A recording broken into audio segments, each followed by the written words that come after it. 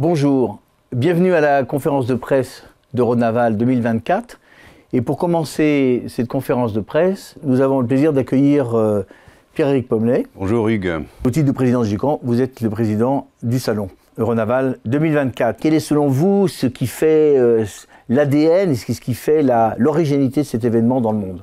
Je pense que ce qui fait l'originalité de ce salon, c'est que c'est un salon entièrement dédié au naval de défense. C'est un rendez-vous bisannuel qui permet à l'industrie navale mondiale et à un très grand nombre de délégations de se retrouver en un lieu unique pour faire le point sur la situation du naval de défense, sur les technologies, sur les produits, sur les programmes.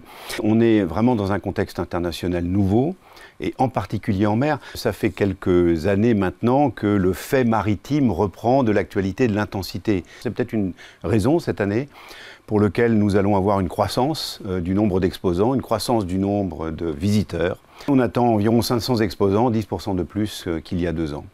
Dans cet environnement que vous avez brossé, quelles sont selon vous les principales caractéristiques et les défis qui se posent à l'industrie navale française, mais mondiale en fait? Si je peux résumer, finalement autour de 3 concepts, un défi, un contexte d'adaptation.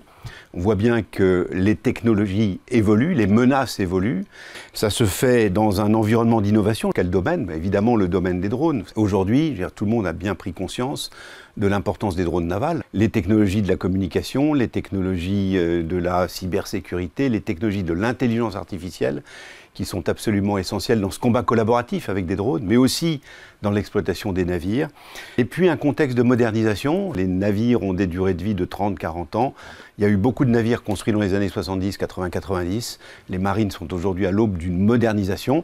L'exemple de la Marine nationale en France qui se modernise dans la quasi-totalité de ses composantes, sous-marins nucléaires d'attaque, frégates de premier rang, bâtiments ravitailleurs et autres. Voilà, adaptation, nouvelles menaces, nouvelles technologies, innovation et modernisation sont des défis et un contexte dans lequel se trouve Euronaval cette année.